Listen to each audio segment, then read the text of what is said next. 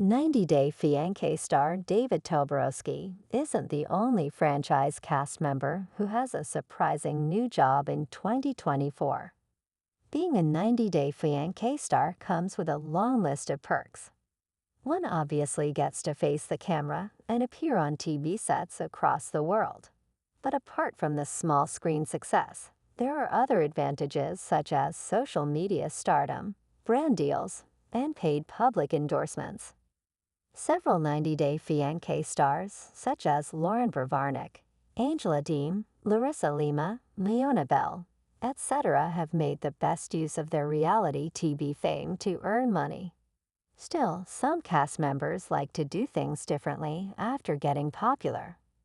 One of them is David from Kentucky, who was a mess before his 90-Day Fiancé stint. He was completely broke after his divorce and had lost his business, his house, and his car, and suffered a stroke. David's luck changed overnight since he became popular for his romance with Annie Suon.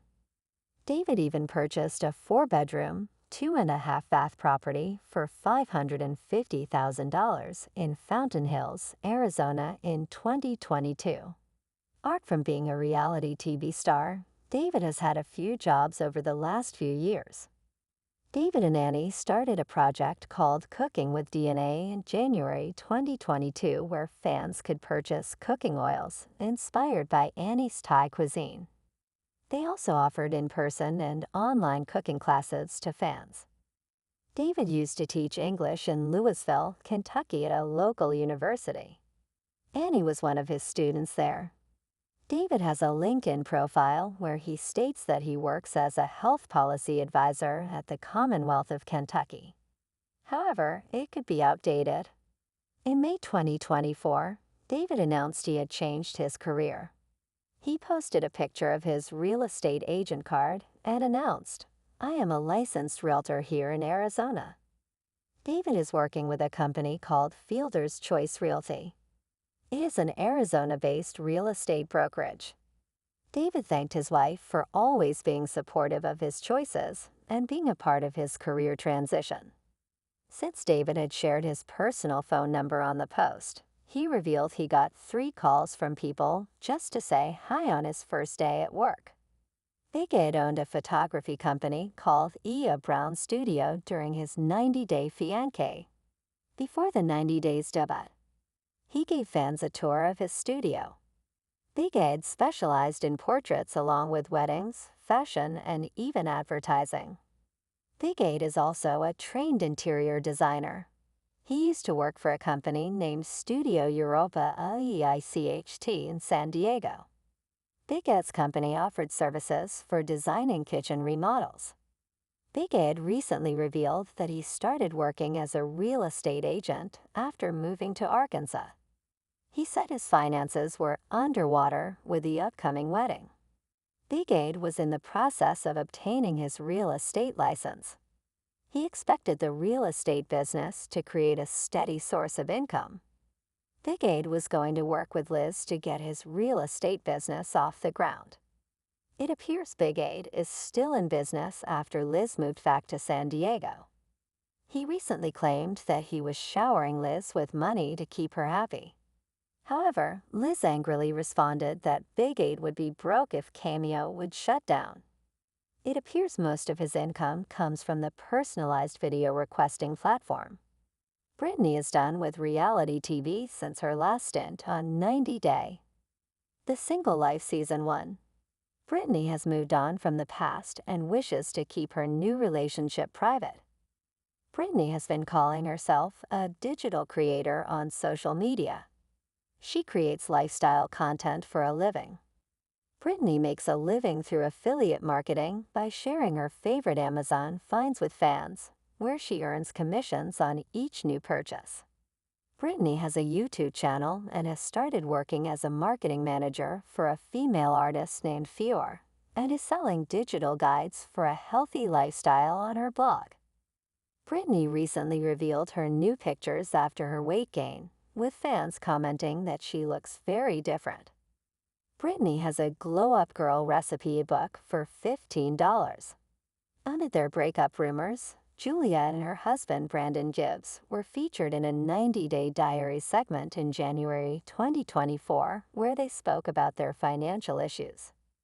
Julia admitted she tried her hand at several jobs since coming to the U.S., but was unable to make anything work. Julia decided it was best if she went back to dancing as she was skilled at it. Julia had worked as a pole dancer in the past. According to her, she was a great go-go dancer and knew she could make a lot of money because of big tips.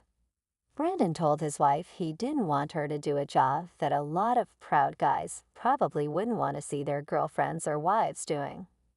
When Julia told him her ex-boyfriend wouldn't have stopped her, he asked Julia to go back to her ex. Despite Brandon's warnings, Julia auditioned for the gig. The interviewer informed Julia she could make up to $1,000 on a good night. Julia was offered the job on the spot. It remains to be seen if Julia was able to convince Brandon to let her take the job. Scott used to work as a respiratory therapist when he met Pedro Jimeno's mom, Lydia Morel. His job would have entailed giving patients oxygen, managing ventilators, and administering drugs to the lungs. Apart from his job as a therapist, Scott is also a bodybuilder. Scott seemingly lost his job because of bad press. He made a new career move in August 2023 when the 53-year-old announced he was starting an Instagram subscription service that was going to include personal training, workouts, and dancing. However, Scott has now shifted his career in a slightly different direction. Scott wants to be the next Mr. Health and Fitness. The winner will win $20,000 and be featured in Muscle and Fitness magazine with a 2-page spread. It is the world's largest online fitness competition. Scott is currently placed 4th in his group and has been asking fans to vote for him so he can get to the top. In his profile for the contest, Scott mentions he is also a soccer coach by profession. Fitness became a major part of his life after Scott recovered from a stroke in July 2022. If you take care of your body, the body takes care of you, is Scott's mantra.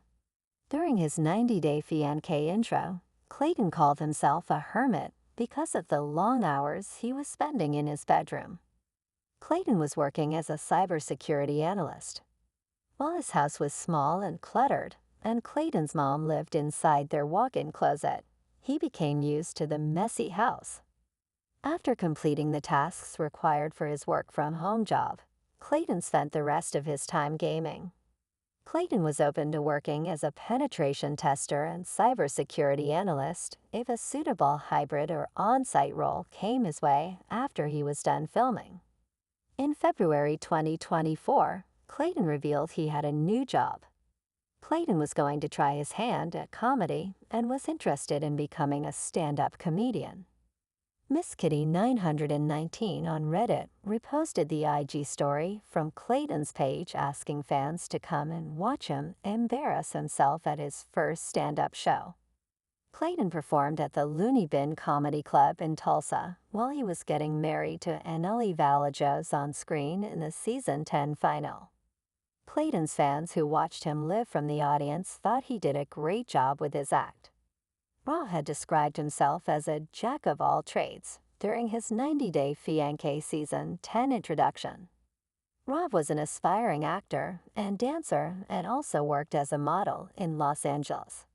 Sophie was worried about Rob's sources of income as she moved to the U.S. to live with him. She said that he was doing little odd jobs here and there for work. Rob later confirmed that he had 3 part-time jobs when he was filming the season. It was reported that Rob took up a position at Cap Service and Repair in Austin when he moved to Texas. Rob denied working at the car service station, but also didn't confirm where he was working in 2024. Reddit user SleepSQL Girl spotted Rob in February 2024 at their workplace. They said they had catering on Thursdays at their job and saw a Parks Coffee employee while they were waiting for food. The person turned out to be Rob, as confirmed by the fan from the reality TV star's name tag. The company Rob works for supplies the coffee and maintains the machines at the OP's office. Liz used to work as a waitress manager at a restaurant named Encontro North Park in San Diego when she met Big Ed Brown.